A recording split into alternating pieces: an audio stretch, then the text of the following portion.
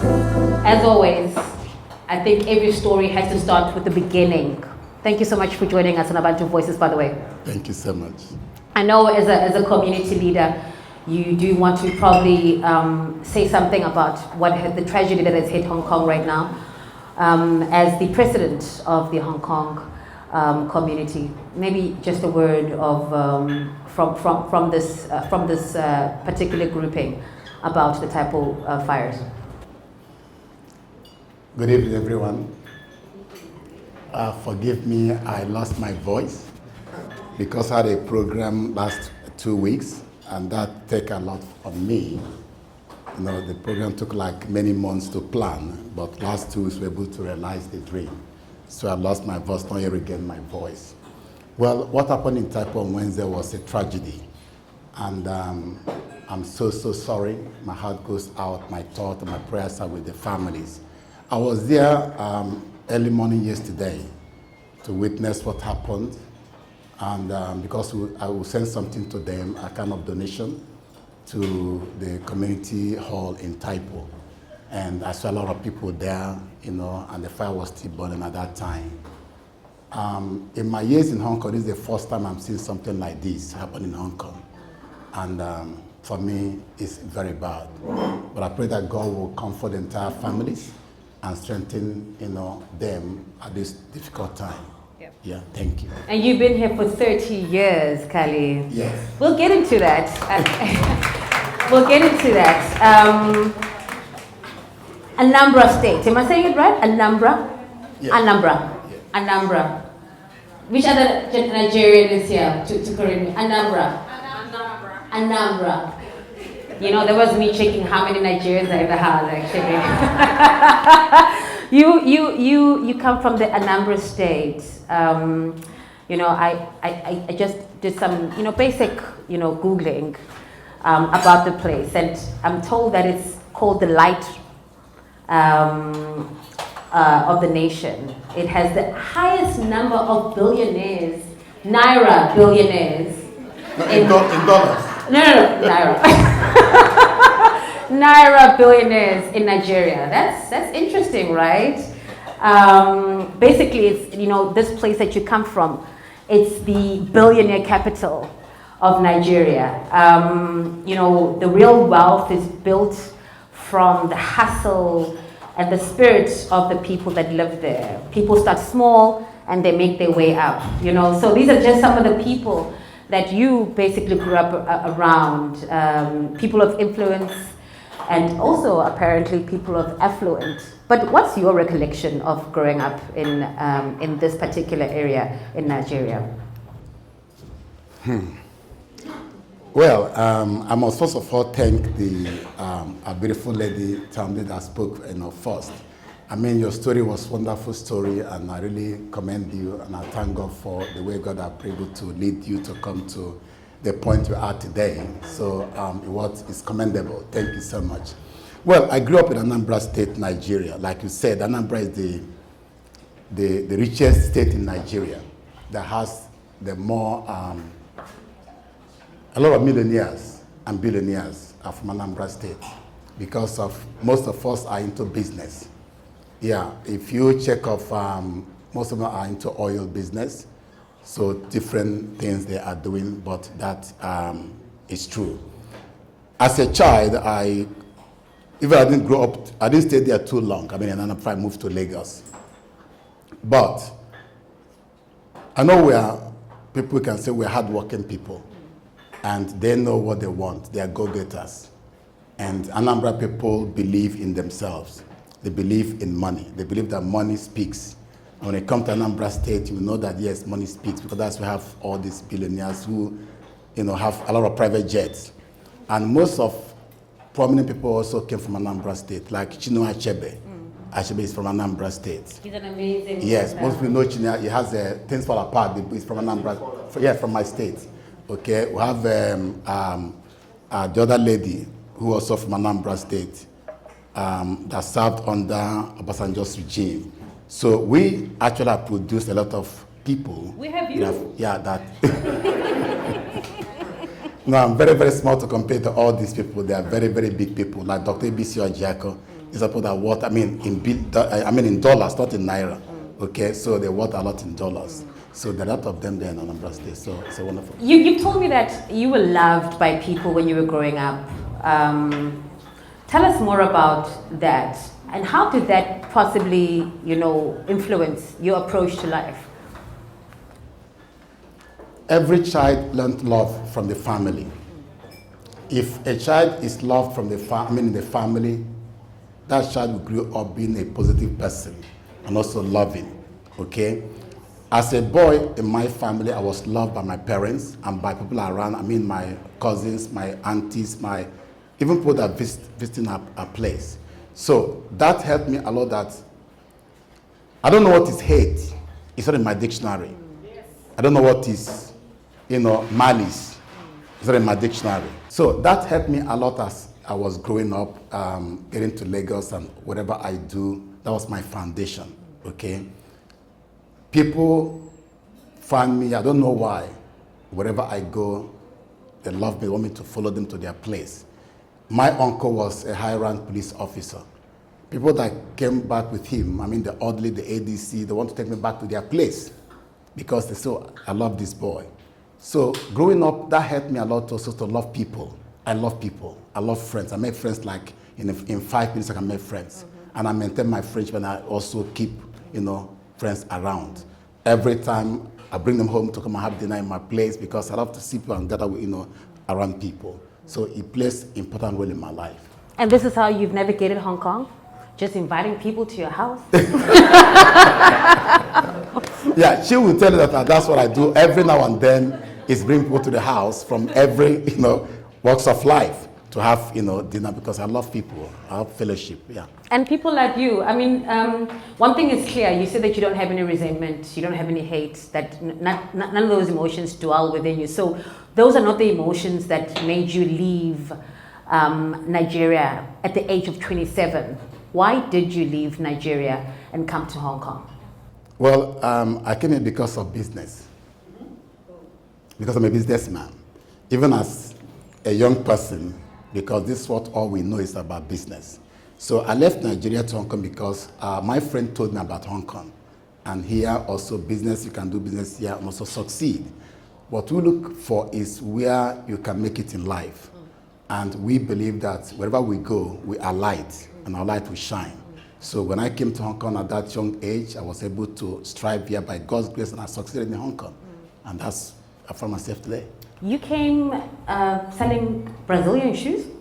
No, that was in Nigeria, back home in Nigeria. Oh, I see. All right. So you were selling Brazilian shoes in Nigeria, and then you basically thought, I've got more opportunities, certainly, coming to Hong Kong. You spent three days traveling to this place. Yes. I really wonder, if I was that fly on the wall, what was it that was going through your mind for 3 days, going to a place that you do not even know how to communicate, let alone what they eat, where you live? What was happening in you? What emotional state did you think you were in? Well, because I have a vision as a young child that I'm going to travel abroad, okay, already inside me, that I will travel abroad to buy goods and come back because I saw my friends doing it. But in 1993, it came to pass. I was able to travel to Hong Kong. Now, also I'm excited you are leaving your place, going to abroad, it sounds somehow. So that excitement is there in me. But then it was only the European flights that come to Hong Kong. No Asian flights like now have Qatar Airways, Ethiopian Airlines, Kenya Airways. Then it wasn't there, only British Airways, KLM, and Air France. I came with KLM. Then it took 3 days because the transit was long time. So it took 3 days. Of course, I was like, this is a very, very long journey. Although they told that Far East is very, very far, back home. So we're going to Far East. Just like the word suggests, Far East. So I'm already prepared that it's going to be a long journey. But at the end of the day, we were able to get here with my friend. And it was an exciting place. Yeah, of course, it wasn't easy at the beginning. But as day goes by, I began to adopt their culture. Because I don't like some of the food was a problem in the beginning. when I arrive, I don't eat the food. They give it to me, I'll throw the chicken away because it has some blood inside. Not yet cooked very well. We eat very, well done meat. That would be the steamed chicken, right? Yes. So they have said, no, I can't eat this kind of something. So when I throw it away and just eat the rest like that, plain. Yeah. I don't even like the sauce. Because when it comes to food, I'm a very picky person.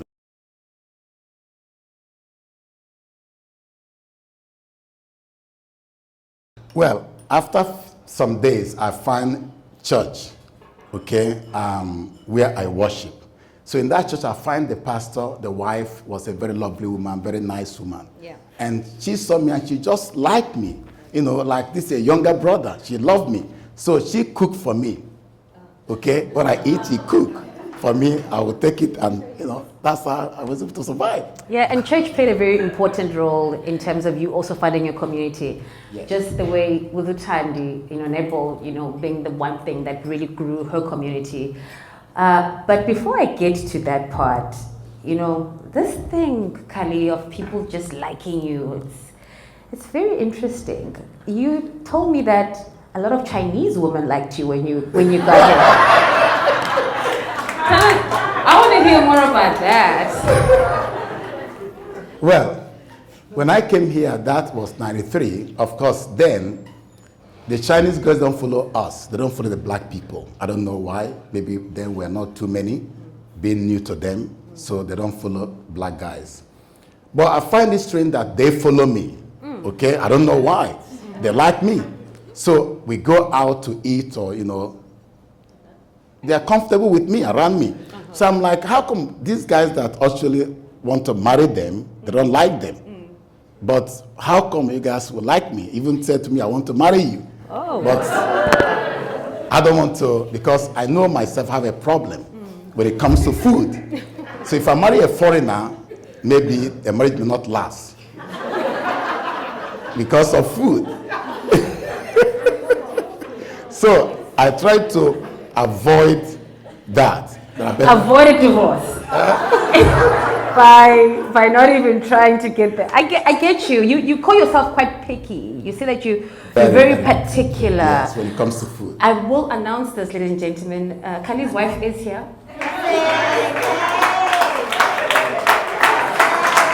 And she is not Chinese. But certainly, I think you have found a way to his heart through his stomach. Safe to say, right? Yes. You say you're quite picky. You're also picky about the people that you keep around you. Cally, why is that important? Why is it important that you are quite aware and deliberate about the people that you keep around you, the company that you keep? Well, I keep around good people. And Chinese people are very wonderful people. This has been my home for the past 30 years. In fact, I spent greater part of my life here in Hong Kong than in Nigeria. And I have a lot of friends, both Chinese girls and Chinese guys, and from all walks of life. And we get along well. If I find to be a good person, of course I'll keep you around. But if you're not a good person, no need to work with you. Two can only work if they agree. Yes. So, Cally is the president of Nigeria Community Hong Kong. But it didn't just start as this well-established organization that you lead. I want you to please take us through why you decided that Nigeria needs to be put on the map, right? You made reference to having a meeting with the first CEO, or the chief executive, of Hong Kong at the time in the 90s. And you saw something that you didn't like and you wanted it to change. Tell us more about that, please. Yeah, that was in 2004. My company was invited for a lunch meeting with the chief executive at Tonchiwa in this convention center. So when we get there, I went with my manager, also from Ghana. When he stood up to talk, he was talking about countries that support Hong Kong, economically. he mentioned different countries of the world. He never mentioned Africa. It was going to mean that maybe he didn't know that Africans are here, or Africans cannot contribute to, Hong Kong well-being. But I know that we also import from Hong Kong a lot. Then, 1994, the purchase from Hong Kong to Nigeria was about $1.2 billion. In 1995, it grew to $1.8 billion. That was making some impact in Hong Kong, but we're not, remembered. And that now pushed me to look, we must create awareness that we are here in Hong Kong. That was what motivated me to see, even though there were some crises among our community, we're not together, And I said to look, we must do something to pronounce our name in this land. And that's what I did. I can imagine the chief executive now knows about Nigerians and Africans in Hong Kong. But let's talk more about this community that you have worked on and being the president of. What you've mentioned your goals. You've touched on the goals that you try to achieve. What are some of the achievements that you think maybe you could share with us that you have been quite proud of most recently? Thank you so much. When I took over the leadership of Nigerian community, that was in 2018. But we started around 2010. Then we have two Nigerian unions in Hong Kong. Then we have A and B. But I don't like it because it's better to have one Nigerian community. That's the most important thing to do. Then CG came and said, you cannot work with two unions. You must work with one. So finally, we're able to convince everyone to come together to have one union. So we now match together to have one union. But things didn't work well with us. So we kind of forgot about union for like 4 years. So 2014, I called a meeting of what I call senior boys. Okay, senior boys. Senior. Okay, those early. Those that came early, like within my time. So we had a meeting and said, look, why are we going to stay like this without having a union that is workable? Then I said, it's a good thing, let's give it a trial. So we consulted so many people, different departments, different sectors of Nigerians. They said it's a good thing to do. So from there, we began to mobilize people, start drafting constitution, which we finished in 2017. So 2018, we had the then first election, which I won the election, landslide. Then, from that 2018, began to have steady meeting. Before, no steady meeting. We're going to have steady meeting every month. Even during the COVID, we had online meeting. Then after the COVID, we have things now set up properly and begin to have everything in place. Under my tenure, then the Chinese consulate stopped giving Nigerian passport visa for some reasons, based on them or whatever. We can't get visa to go to China, even though we live here. They asked us to go to Nigeria to get visa. I'm like, how can we go to Nigeria to get visa? I live in Hong Kong for how many years? I don't have any account in Nigeria. How can I go to Nigeria to get visa? I think it's not good. And I told my executive that we're going to write a letter to the Chinese government to look into this matter. We wrote a letter to them and sent it to Kennedy Road. They didn't reply to us. We sent a letter to Hong Kong chief executive. Then was Carrie Lam. They replied that, well, it's not under her jurisdiction, but she's going to talk to them to see what happens. So we wrote another letter again. They didn't answer. The Chinese government, they didn't answer. The third one, and now I said that we drafted to them. Then I called and said, they want to meet with us. So I had a meeting with them at their office. We explained to them who we are and everything. They said, okay, from today, we're giving you visas. Then the students, our scholars here, they cannot finish their project because they need to go to China to do it, and they will not give them visa to go and do it in China. After that incident, everybody will be given visas. And I will tell you this, today, they give Nigerian passport 5 years, multiple visa. Today. Under my tenure, we had what we call Youth Day in Hong Kong. Youth Day? Youth Day, yes. Wherein we mobilize all our youth, all our children, family get together. We do it every year. People come from different places, both Chinese, other foreigners, who come and witness what we're doing. And it's been wonderful. what I would do just to bring people together, families together, because I believe that unity will help us to achieve a lot instead of being divided. And that actually has brought a lot into our community, because now it's stable, we do it every year. Okay? Now, under my tenure, the Hong Kong government have recognized Nigerian community, which was not there before. At least, Caroline commended Nigerian leadership that we are doing a good job. Wasn't there before. And now, we bring people from different places, both from Equal Opportunities, come and speak to us. We'll talk about the Home Affairs Department. We talk to different departments. You know, they are aware of Nigerian community in Hong Kong and the impact we are making. You've definitely put Nigeria on the map. Yes. It's always been on the map, but for some reason it was forgotten. Yes. I think that's a really great legacy, Cally. But, you know, as a person who comes from South Africa, Nigeria is so far from where we are, right? And it's not even about distance. It's more about the unification of the continent. I really want to get into this part of our conversation. You've done a lot, as you've mentioned, for the Nigerian community. You've said this to me and it really stuck with me, where you said tribalism is worse than corruption. And this was in the context of us saying, how do we galvanize Africa to work together as Africans? You know, we are in this continent, we are in this particular region of the world.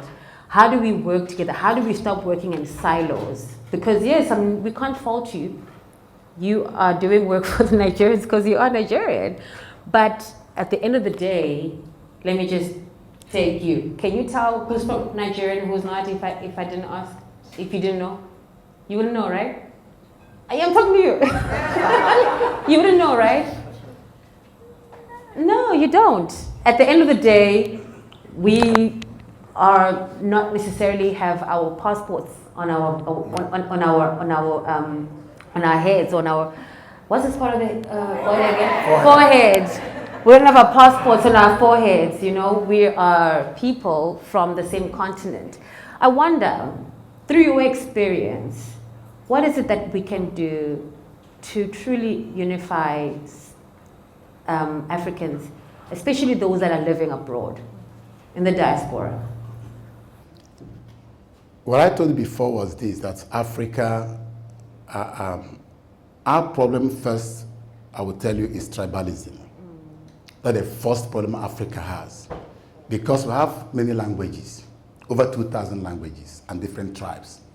Now, the colonial masters, they came in and saw the loophole on that too many tribes, too many languages. They capitalized on that loophole by dividing us into different, bring 1, 2, 3, 4 languages together to be a one country, which was wrong idea. But they do that to get away with Africans.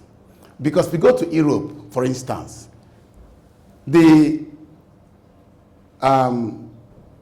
Denmark is a tribe. People may not know. The what? Denmark. Okay, Denmark is a tribe. Sweden is a tribe. But they all are one country.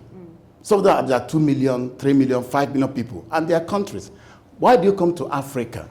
And for instance, Nigeria, we are about 250 million people. We have 3 major languages. Only one tribe is already more than 10, 15, 20 million.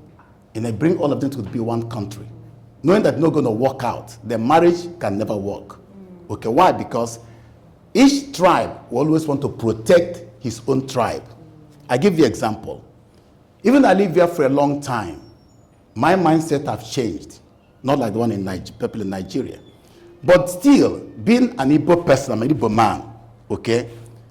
If Igbo man is leading, I will tend somehow want to, no matter what that man or what he or she does, I will tend to support him because it's what? From Igbo tribe. Right. Same with a Yoruba person, same with an Hausa person. Now, look at it very clearly. Last 2 years was Hausa man ruling Nigeria. No matter what that man was doing, all the Hausa people keep short. They didn't say anything.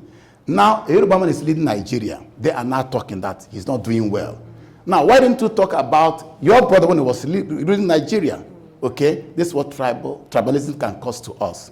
Now, if we are one language, it's easy to manage and to work together, okay? But the colonial masters know this, and they did what? They divided us, which is not good. You must remember, in 1884, Africa was put on a table and shared like a meat, like a beef.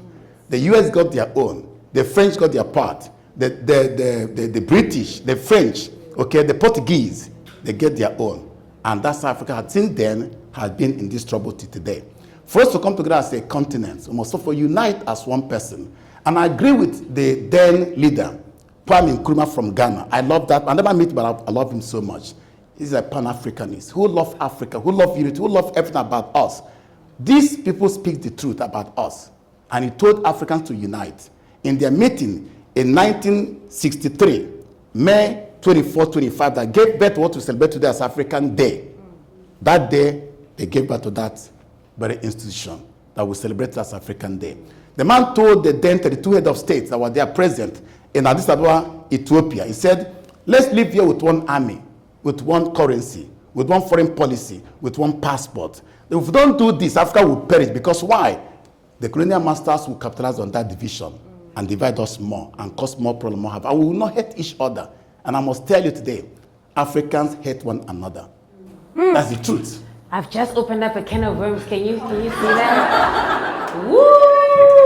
But it's a good can of worms. It's worms that we need to talk about, actually. And I really hope that, and this is the point about Abantu Voices, it's about sparking conversations. I know that there are many people that would love to continue this conversation with you, but also ask more further questions around this issue, which is very passionate.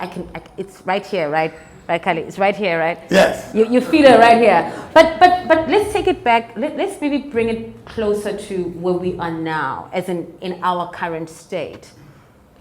Unfortunately, there are still misconceptions that exist, narratives, harmful narratives that exist in society, in Hong Kong, around Africans, whether you're Nigerian or Zimbabwean or South African, right? What are those misconceptions that have existed with your people? And what do you wish people knew about the people that you represent in this country, in this region? Well, Africans are wonderful people. Let's not make mistake. We are people with great talent. We are people with great ideas. We have the resources. We have everything to survive, to be the leading continent in the world. We have it. God bless Africa more than any other continent in the world. That I can assure you. But because of the division among us, we fail to reach to that potentials. If we must reach that potential as Africans, I tell you the truth, must begin to look down among ourselves. How do we bring ourselves together? When I see you, I value you and what you have. No need to envy you. I don't envy anybody because it makes no sense to me. Why should I envy you? God gave me something, I give you something. How do we marry what you have, what I have, and bring the best out of us that will benefit the world? My vision in the world is to touch people's life. My dream and prayer is, God, how can I touch people's life? Be a shoulder that people will cry upon, and be a white handkerchief that can wipe away people's tears. This is my goal in life. Not to make money to keep myself, no, but to touch people's life. Why? Because that's the only thing you have as a legacy. We all one day will leave this world. When you die today, what will people remember you of is your legacy. The good thing you did for people, not the bad things. Not that you have too much money. It makes no sense because nobody would go with that money. So it's the life you touch is what matters most to me and to most people. For instance, like this, I'm not moved by your eloquent Queen's English or your exquisite lifestyle. What moves me is that how many faces will smile when they hear your name. That's what counts. Let's clap on that. And this is my dream in life. How many people have I been able to touch? And I can tell you, category in Hong Kong, by His grace, I've touched lives. I've raised millionaires in Hong Kong. Okay? Not joking. I've raised millionaires in Hong Kong. I've touched lives in Hong Kong. Why? Because I believe that when you have, I have. Don't be too much struggle. We will move together. We'll do things together. But if only one man has money, it's not a good thing because everybody will be able to drag you down. That's my view. I love what you're saying. It reminds me of a very famous saying in South Africa called Umuntu ngumuntu ngabantu, which is I am because you are. And it's the thing that we Africans have. It's inbred. We can't get rid of it. We always take someone with us. You know, you never come in alone. You know, even in a meeting, you're alone, yes, physically, but there's definitely people that are walking with you. And thank you for, raising those millionaires. Can I submit an application for that process, please? You that, you see? I'm not the only one. I will teach you the secret. I'm Anambra State. But I do want to wrap it up and just dial it down a bit. As a person who's been here for 30 years, in fact, you are, out of all the guests that we've had for the past couple of months, you're the person that has been here the longest. What advice do you have for Nigerians that come to Hong Kong, but also just overall Africans, us, who come to Hong Kong with, a bag full of ambition and a head full of dreams? What advice do you have for us? My advice to people, the newcomers or the younger ones, will be this. The future future billionaires. Don't be faster than your leg. That's what I called credibility. People think that money, cash, is, when you get cash, you have it all. No, that's not true. Behind every glory, there must be a story on it. Behind every glory, there was a story. What people look at is your glory. They don't ask about your story. I went through a lot to get where I am today. If I tell you my story, you might cry. I came from a humble family. My parents were poor people. But in me, I have a dream that, look, I must change the narrative of this family. And I brought light to my family by God's grace. I made my parents happy. I made them proud. What I would say to younger ones is this. Credibility is important. 2, what I call dependable credibility. What is dependable credibility? Shirley has owned this place.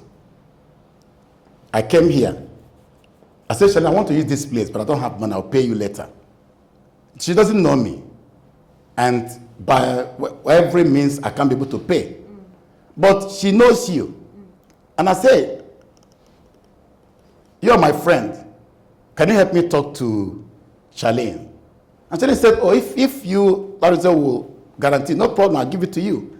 Why? That is what we call dependable credibility. Yes. The third point will be integrity, which people don't mind, they don't look into these areas. But integrity is important in life because without integrity, you may not go far in life. The fourth is character. What is your character like? Money can come, but if you don't have a character, you also lose that money. You see people who doesn't have money, the suddenly have money, they become so proud, so arrogant. Why? They don't have the vision of being a rich person in the first place. You have a dream of being a rich man. There's no amount of money that will move you. For me, I've seen money and I've lost money. Money means nothing to me. I believe in character. I believe in integrity. The last of it is what I call cash, which you can get, nobody can get cash. But if you don't have these 4 virtues and it suddenly have a cash, you're a thief. Because these things are what help you to become something. You can tell a story of your money. How do you get this money? I don't believe in get rich today and die tomorrow. I had opportunity in Hong Kong to do that. People approached me, but I said, no, I believe in what I labor with my hands. The money I can give account of. When you knock at my door, I will open by myself. Not say my wife, go and open, and who is there? Because I have some dodgy, shady businesses. Because the old people. Okay? Yes, I don't do that. And I encourage people to look, be patient, gradually. By God's grace, you get there. Yeah. Thank you. I love that. Thank you so much, Mr. Cally. Thank you, everybody.